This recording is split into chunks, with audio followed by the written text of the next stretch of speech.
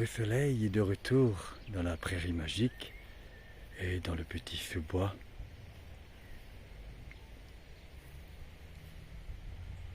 Et je voulais vous montrer ici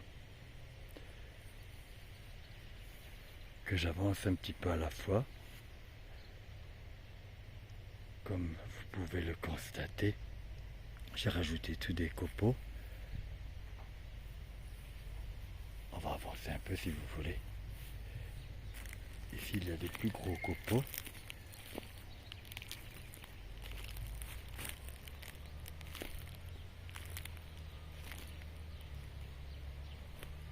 Comme ça fait plus propre, plus joli aussi.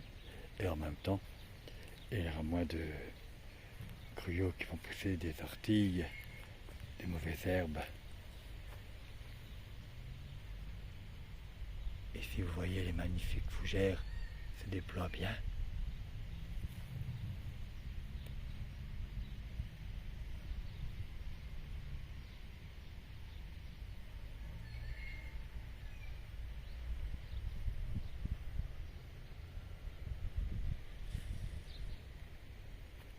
Nous allons passer par là si vous voulez.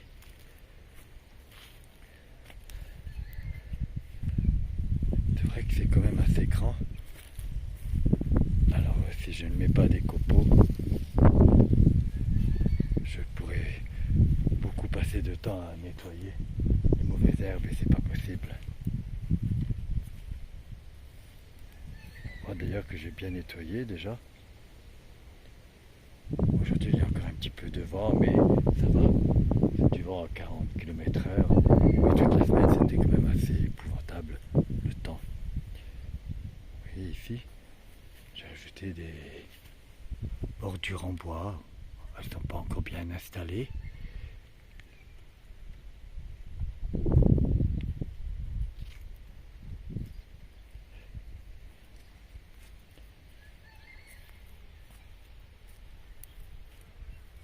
J'ai encore 3 sauges ici à planter. Je voulais en rajouter.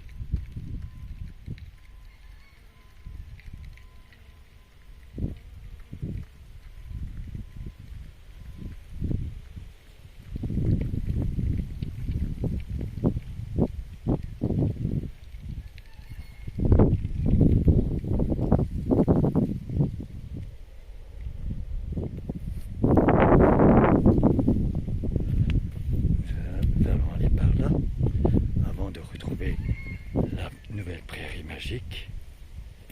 Vous voyez ici c'est en construction.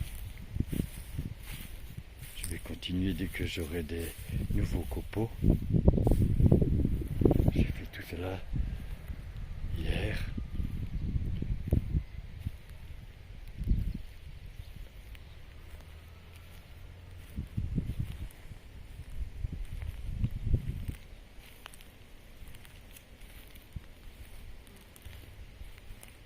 Et après encore tout ça ici.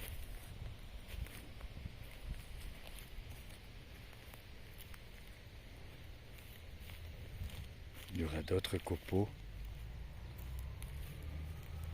d'un autre coloris et là-bas ça va rester de l'herbe.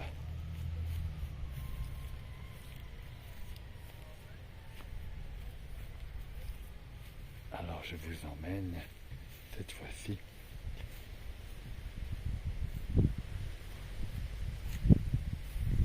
dans une prairie magique.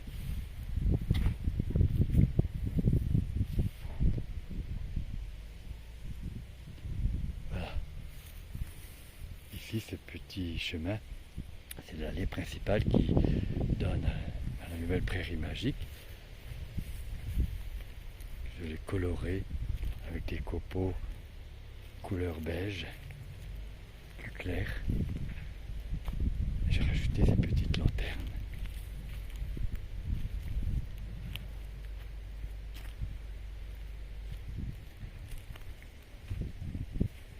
Ici, c'est pareil.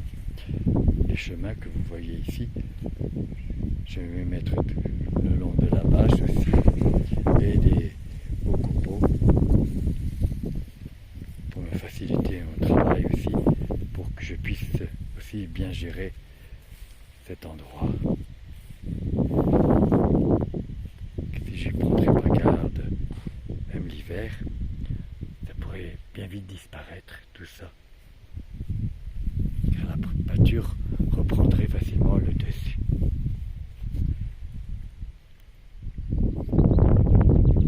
On peut voir ici de variétés de monardes, du rouge et des violets.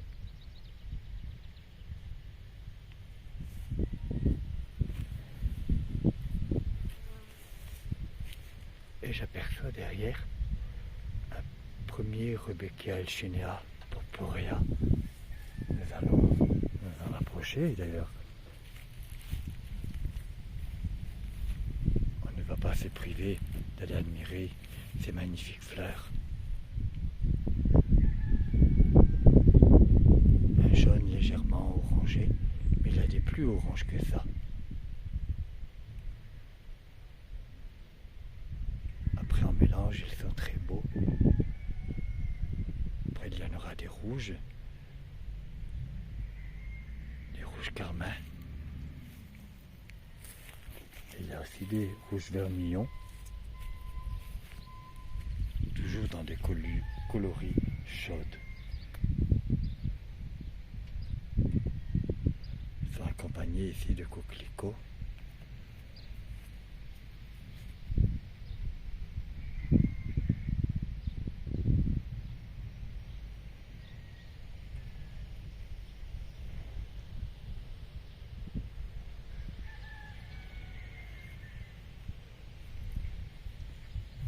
Ici,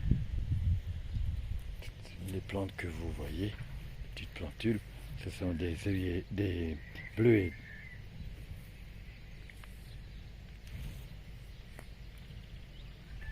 Il y a plusieurs coloris.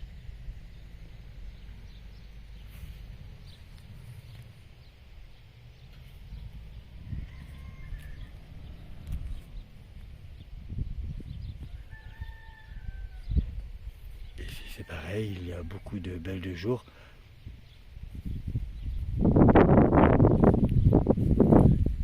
Ici les cosmos, ce sont des beaux blancs. Ici ils sont groupés. Ils sont prêts à bientôt fleurir. On va encore attendre un mois.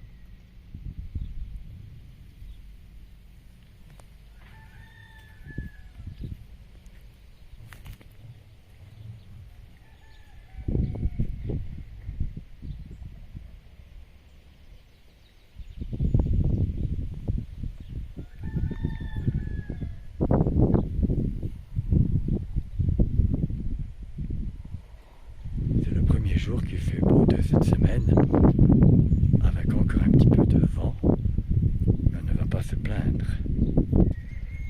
Le beau temps arrive, laisserons le mauvais temps derrière nous, et on pourra enfin ressortir au jardin et admirer les magnifiques plantes d'arrière-saison qui se préparent, comme ici, les Rudbeckia de grande taille.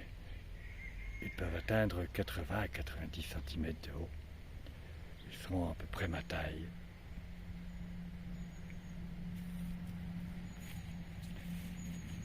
Ils sont ici, accompagnés d'œillets d'Inde.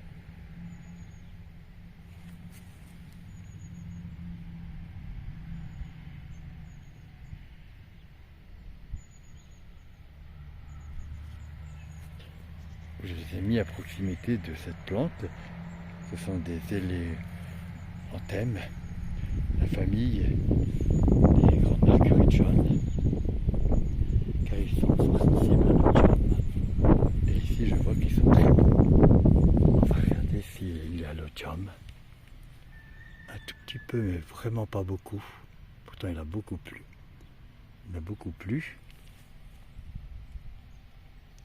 Rien du tout, normalement à cette période-là, les feuilles sont tout tachetées de blanc, le feuillage moins joli. Mais par contre, je n'avais pas mis d'œillets d'Inde à proximité des monardes, elles sont remplies de jam. Et là, cette fois-ci, j'ai planté en début de semaine des œillets d'Inde. Nous verrons bien. Car les œillets d'Inde, je ne l'ai peut-être pas dit, pour certaines personnes, ça éloigne les maladies comme le mildiou et le jam.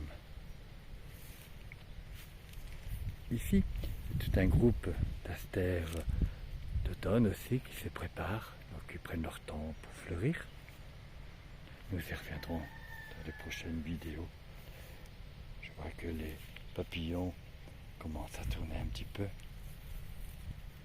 à la recherche des fleurs pour aller les butiner.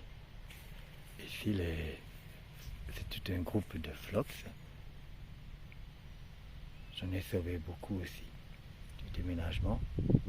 Un beau violet lilas ici.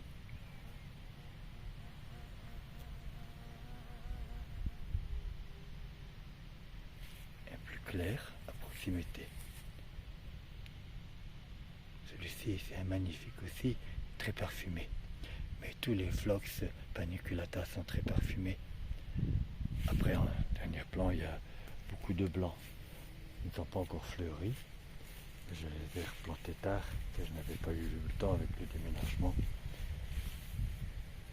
Ici, ce sont des grands rudbeckias géants qui commencent à fleurir et je dois encore les attacher.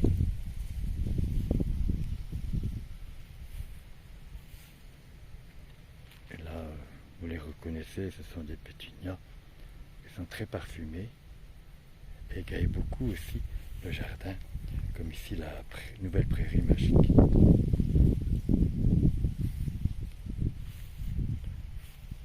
Et avec la chaleur, je sens leur parfum, les fleurs comme ça. C'est agréable. Voilà, la petite promenade d'aujourd'hui se termine.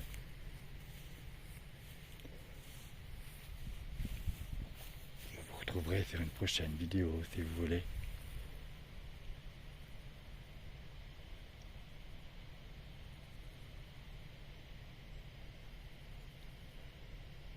Je vous dis à bientôt.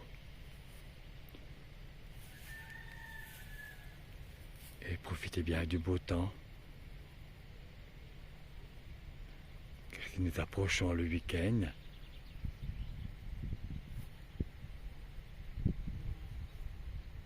et nous aurons un magnifique soleil ainsi que toute la semaine prochaine.